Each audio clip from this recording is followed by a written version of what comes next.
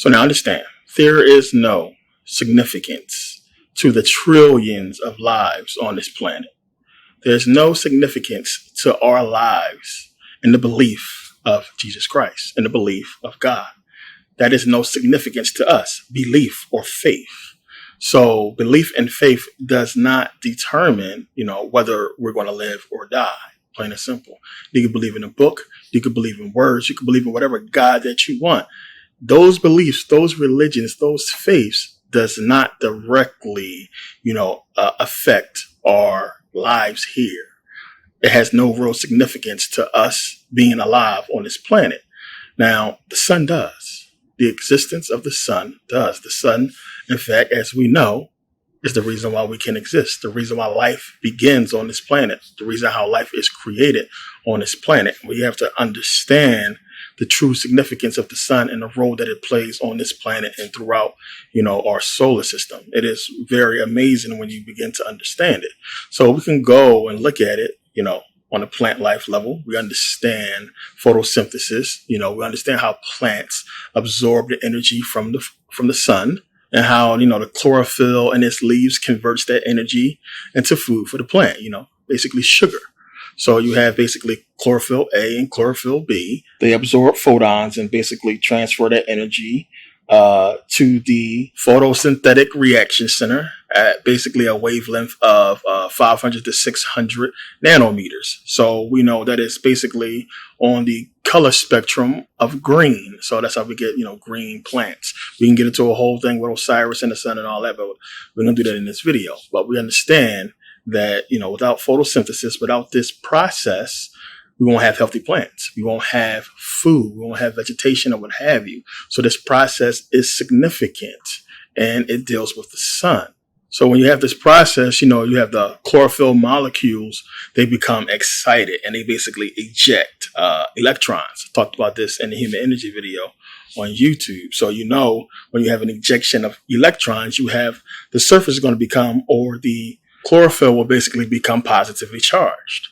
So in order for it to now absorb photons again, it has to basically go back to normal. So it's going to need electrons to do that. So this is why you water plants, because that's where it's going to get its electrons from. So when you water plants, you basically have the H and the O separate. The hydrogen and the oxygen atoms separate. Now you have the oxygen atoms, when they come together, two oxygen atoms come together, they're going to basically give us, a oxygen molecule, and the plant will basically hold that and release it when it wants to. This is how we get our oxygen or what have you. But again, this process, it's the sun. It's life itself. We know that if this does not happen, we're not going to get our plants, our vegetables, our animals will not eat. They won't have, the food. So, it's a chain reaction of events beginning with the sun. So when the plants get its sun, we get our vegetables. The animals get its food, we get our food, so on and so forth.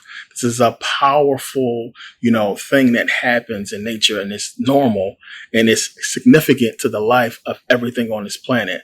And we need it. You don't need a book. You don't need a belief or faith. This is not going to get you what you need to have existence on this planet.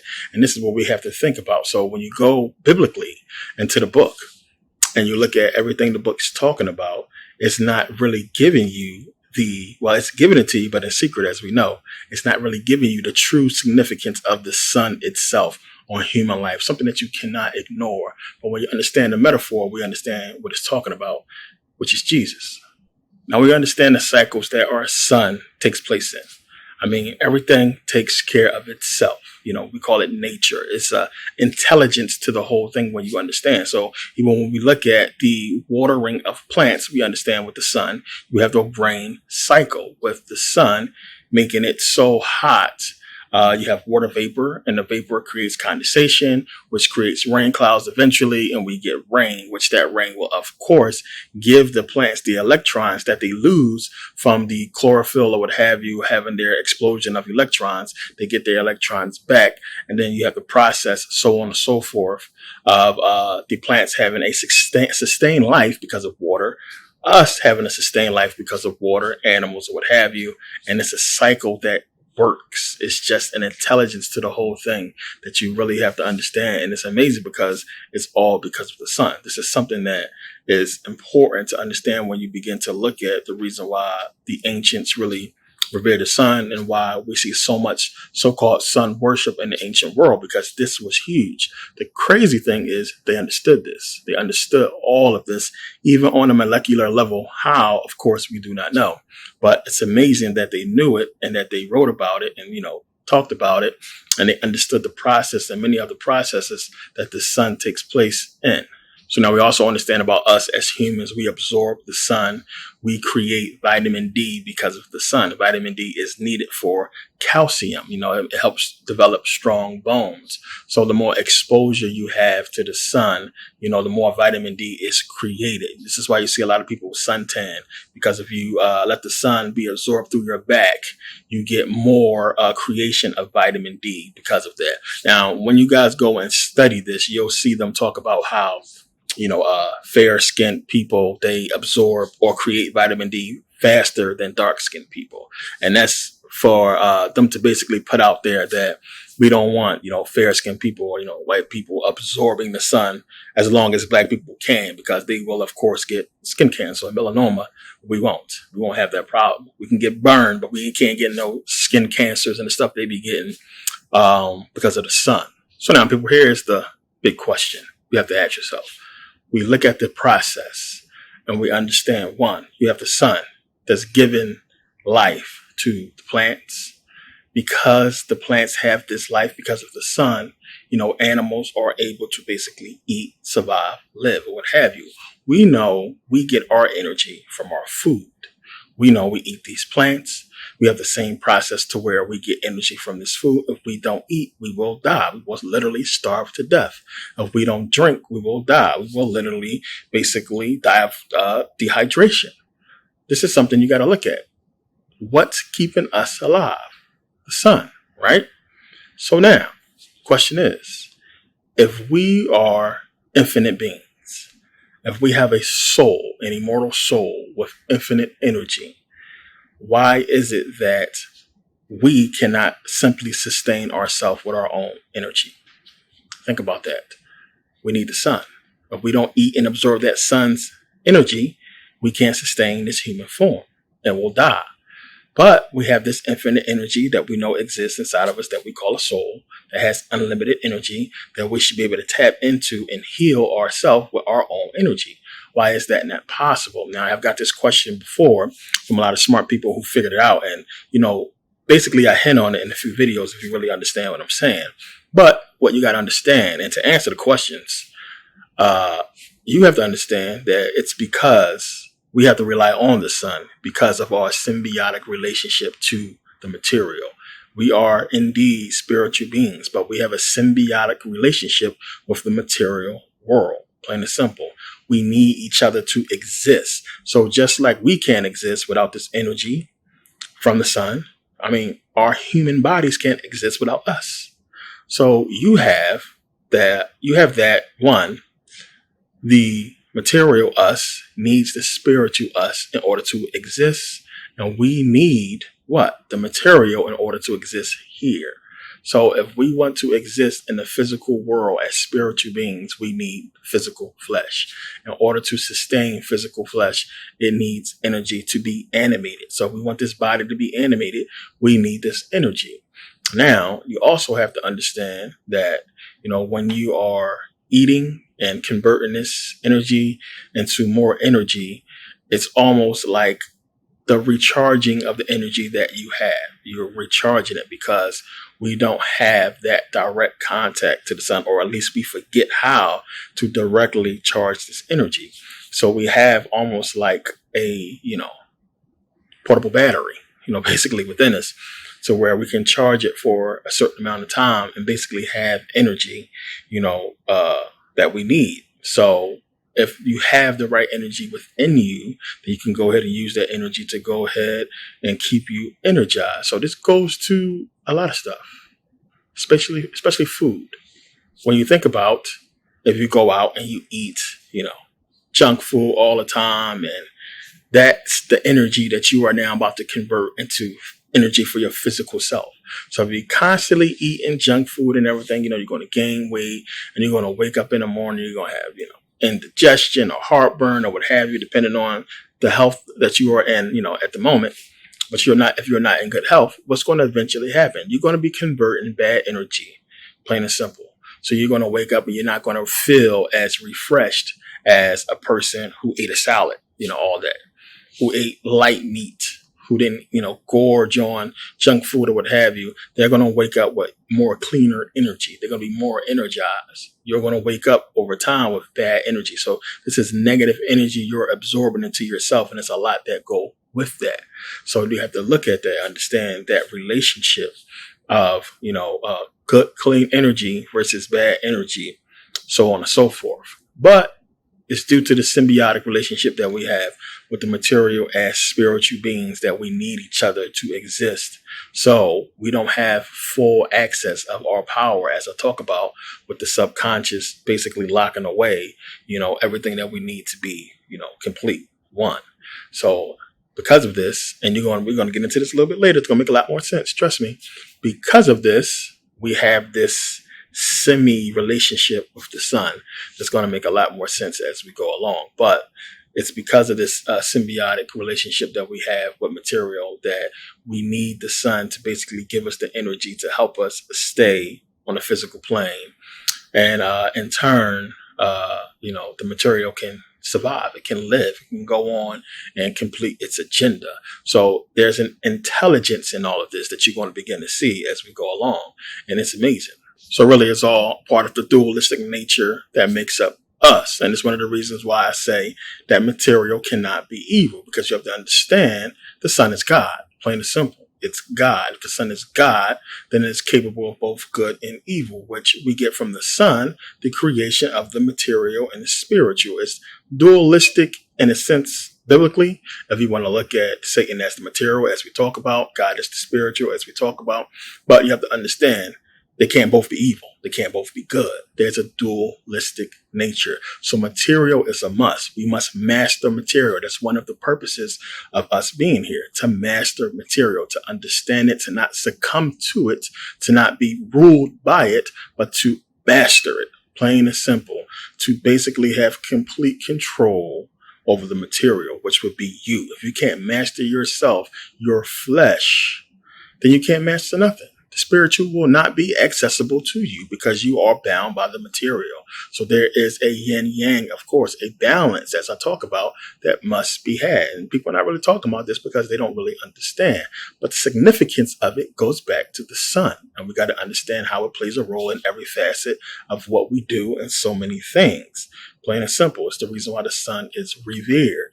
The sun is basically worshipped and deified, of course, because it exists in so many different facets of our day-to-day, of our life, of our existence, and it's going to be responsible for whether or not we transform, whether we basically open the third eye, become one, and have balance. The sun is a huge part in all of that when you really understand. So the sun is basically the God over us, over the physical.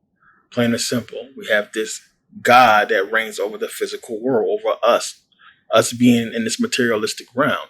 It is not the God of all. That would be consciousness itself. Consciousness would be the God of all. Plain and simple, because you have to look at the sun as us.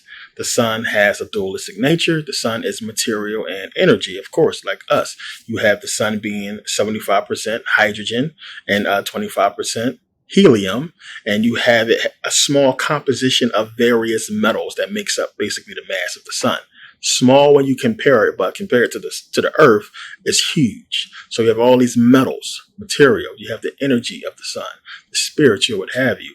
So we are basically, you can put God in the material, which is why they anthropomorphize, or how they deify him and make him beings like Ra, what have you, because they looked at him as just like us, having a composition of energy and material.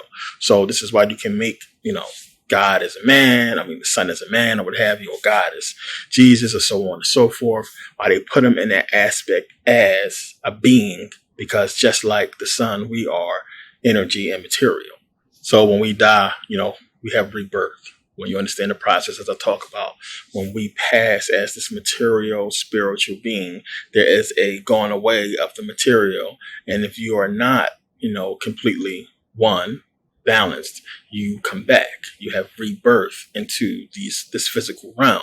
Now, when the sun goes supernova, the process starts over again. The sun recreates itself. This is the whole, metaphor with the phoenix rising from the ashes, what have you. You have a supernova and you have the sun basically reform itself. If the reaction from the supernova is unique, if it's done in a correct way, it can form planets, as I talked about. So this is something that, you have processes. And don't get me wrong, when you look at a supernova, when you look at suns itself, not all suns go through that process. There's so many things that have to take place with the sun. You can have a sun basically use all its nuclear fuel and to basically become a collapsed star, what have you. And you have dwarf stars and you have suns that basically, burn out, you might as well say. And, you have suns that expand into giant stars, as they call them, gas giants, or red giants, and they become huge and they compress and they compact and come back out, and eventually, they explode. So it's a lot. It's a process of life and death with the sun, just like it is with us, except for, the sun lives longer than we do. If you look at it in that sense of, being in one form for a long period of time, where we change forms many different times from incarnation to incarnation, if you are a being that keeps coming back here. So it's a lot to look at on a spiritual level, that you have to really go back and look at the ancients and how they talked about it to appreciate it as something that you can't really fathom today because it's not really clearly understood, but it's going to make a lot more sense in this video. So as I talked about before, we know we have consciousness creating energy. Consciousness being this all-knowing, powerful thing that we really don't truly understand when you think about it. But as we know, you have a thought occurs first, as I talk about, then energy. That energy allows the physical to move. Basically the same process as the sun basically being absorbed by the chlorophyll in the plants, and that energy is converted into food for the plant to be able to survive and move. We eat it, we're able to move, so on and so forth. So you have, stemming from consciousness, energy, movement, life itself. Now, the sun is responsible for all life on this planet, plain and simple. And the thing is this, our true self outside of this planet would be what? Consciousness and energy. With energy, coming from consciousness, as we know. So it will be we will be this conscious, energetic being. And you have to really understand that and think about that.